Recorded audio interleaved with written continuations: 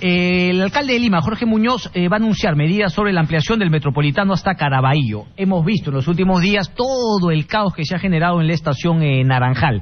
¿Qué tan viable es esto? Miren lo que dijo el alcalde Muñoz. La estación Naranjal, donde se genera la mayor deficiencia, no estaba programada para ser estación final. Estaba mal diseñada y lamentablemente por desidia de anteriores administraciones, eso terminó siendo estación final. ¿Qué soluciones hay?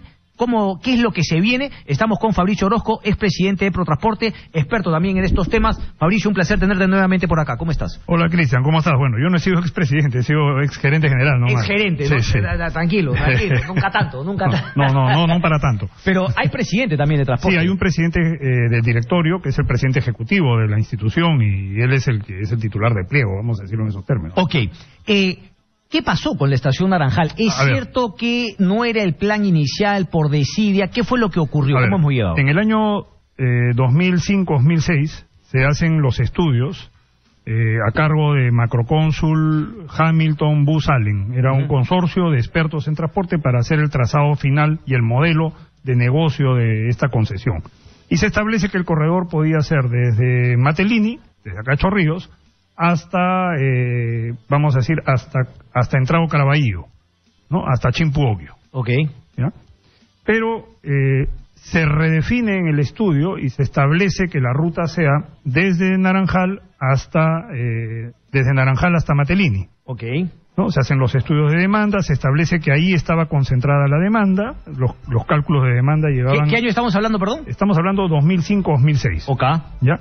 Sobre la base de estos estudios, la municipalidad emite una ordenanza donde se establece cuál era el área de concesión para la troncal.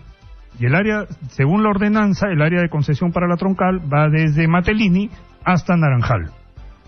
La zona que va de Naranjal a Chimpuogio quedó reservada para alimentación y para una, vamos a decir, prolongación o proyección posterior del metropolitano, ¿no? Cuando se dan todas las cifras y todos los estudios para que los postores en la licitación preparen su postura técnica y su postura económica, lo hacen sobre la base del recorrido troncal Matelini-Naranjal. Y luego se planea construir al costado de la estación Naranjal, que era la estación de intercambio, el patio de estacionamiento de maniobras. Okay. Así es. Se establece un plan para hacerlo en la avenida Metropolitana, pero la municipalidad encuentra un inconveniente. No puede hacerlo en la avenida Metropolitana, en tanto que la avenida Metropolitana está reservada para el pase periférico vial norte. Entonces empieza a buscar un sitio a donde hacer este patio, que es el patio que hoy día está en el Parque Sinchirroca, que es 7.5 kilómetros más allá de Naranjal. Entonces construyen patio en Naranjal, pero ese patio genera un problema de 4 kilómetros en vacío que no estaban previstos en el modelo de recorrido de los buses, porque los patios estaban a una distancia de entre 1 y 3 kilómetros. Okay. Entonces acá se generan 4 kilómetros extra, ¿no?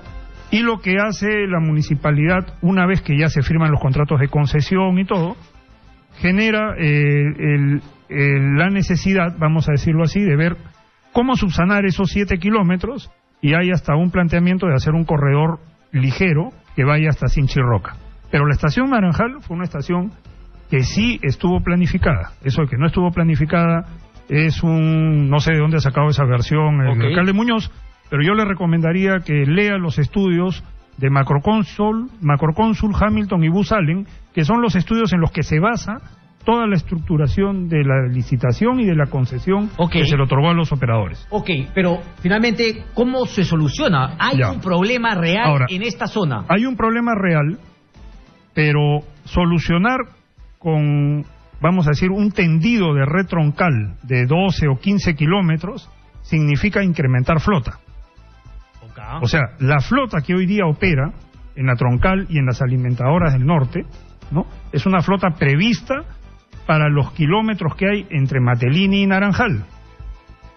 Si vamos a ampliar la ruta hasta Chimpuogio, que es Caraballo, eso significa que más o menos vamos a tener 200.000 usuarios más por día, ¿no? Entonces, eso va a implicar un incremento de flota, Entonces, mi primera pregunta es... Pero los usuarios no son los mismos que toman un carro para llegar al Naranjal, o sea, ¿no funciona así? A ver, el sistema es un sistema troncoalimentador. Eso significa que tú tienes una troncal que más o menos absorbe el 50% de la necesidad de los que están los que están al costado de la troncal son el 50% de los pasajeros. Okay. El otro 50% de los pasajeros proviene de los alimentadores. De las alimentadoras. Okay, que traen de diversos puntos a esa troncal. Así es, por ejemplo, tú vives en Tahuantinsuyo o en Payet, allá en Comas, bajas en tu alimentador y llegas a la estación de transferencia, te bajas del alimentador y te subes al troncal. Hoy día lo que estás haciendo es que si haces esta proyección hasta Chimpuogyo, el alimentador, por ejemplo, que viene de Payet o de Tahuantinsuyo o de Caraballo, va a tener que irse pues más allá de la troncal, vas a tener que modificar el área de la alimentación, porque le vas a poner una troncal.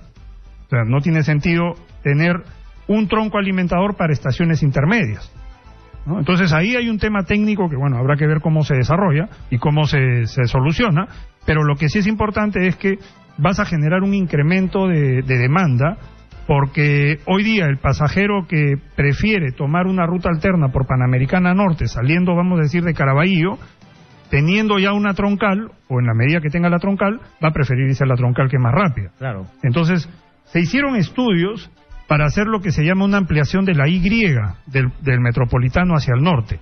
La Y significaba irme por Tupac Amaru, desde Naranjal, e irme por Avenida Metropolitana y Universitaria por Naranjal. Acuérdate que en una época había un proyecto que no se llegó a desarrollar, que era el proyecto habitacional que se iba a hacer en el ex Aeroclub de Coyique. Ya. Eso, por ejemplo, era un atractivo de demanda, y ahí sí le podías tender una buena troncal.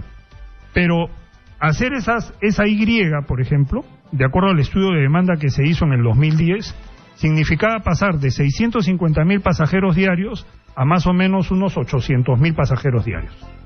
Entonces, ese incremento de pasajeros lo tienes que soportar con buses en la troncal.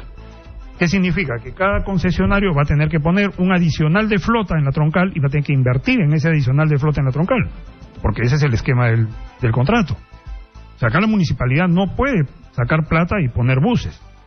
La inversión de buses es propia de los concesionarios. Y es atractivo para los concesionarios de por dónde pasa poder justamente llegar a un punto en común y decir, bueno, sí, vamos justamente con este proyecto. Habría que refrendarlo hoy día con estudios de demanda actualizados para ver si eso es atractivo o no. Porque de repente no resulta atractivo. ¿Por qué no? Porque claro, uno podría decir dentro de la lógica, ¿no?, del empresario, decir, bueno, si tengo más demanda, obviamente puedo vender más, puedo hacer más ganancias. No funciona así en el tema de transporte. No necesariamente, porque, a ver, tú tienes una troncal que es como un circuito de carreras de autos, ¿no? Entonces, tú sabes que por cada curva del circuito tienes que pasar a determinado tiempo. Ok. ¿No? Entonces tú sabes que la vuelta la das en 1 minuto 10 y la curva 1 es en el segundo 4, la curva 2, entonces es lo mismo que pasa en el metropolitano cuando tú programas. Yo salgo de Naranjal y cada 2 minutos y medio tendría que tener un bus que va entrando a una estación. Ok.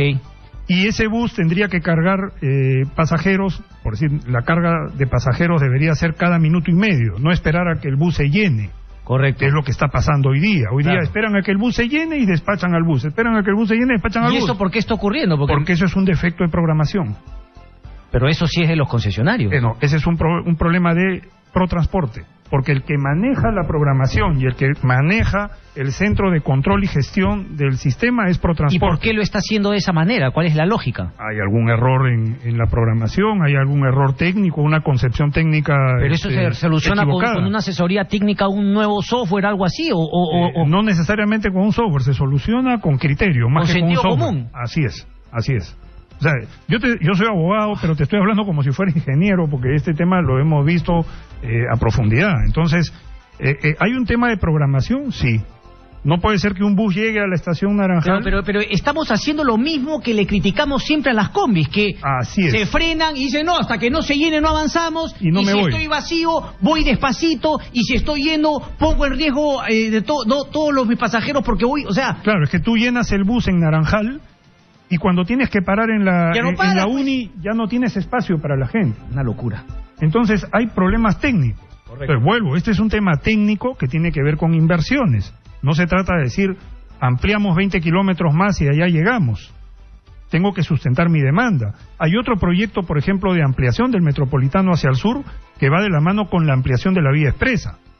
Pero habría que ver si esa ampliación también da para efectos de sostener una demanda respecto de lo que es el Metropolitano, porque ahí estarías compitiendo casi en paralelo con el tren eléctrico que va por Tomás Marzano. Correcto. Entonces, esas son cosas que uno tiene que decir antes de lanzarse a la piscina a proponer cosas que no necesariamente son soluciones técnicas. ¿Esto se lo debería dejar en todo caso a la ATU o la ATU no tiene nada que ver? Además, ese es un tema muy importante. El 1 de abril empieza a funcionar la ATU. Entonces, o sea que no se mande con esto, sino que deje finalmente a la ATU. ¿Esa sería la recomendación para el alcalde? La primera recomendación sería, oye, prepara bien la transferencia que tienes que hacer a la ATU y olvídate del Metropolitano, que ya no es tu tema.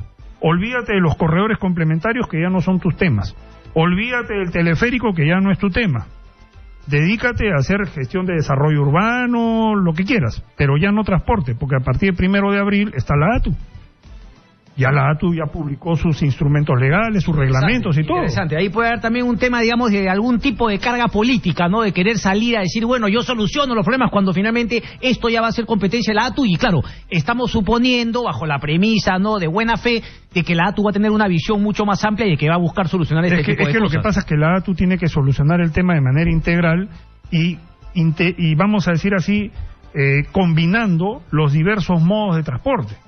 Entonces, partes de una primera, vamos a decir, una primera capa, que es trenes, una segunda capa que vienen a ser corredores segregados, una tercera capa que vienen a ser corredores complementarios, una cuarta capa que vendrían a ser los corredores de alimentación, y una quinta capa que viene a ser el transporte de las zonas alejadas. Correcto. Entonces, en esas capas, ¿no?, puedes poner buses, puedes poner troles, puedes poner teleféricos, pero siempre tu columna principal van a ser las 6 o las 5 redes de tren que puede ser subterráneo o superficial. Correcto. Entonces, así tienes que estructurar. Ese es en todas partes del mundo, ¿no? Finalmente, claro. Mira, no estamos descubriendo la pólvora.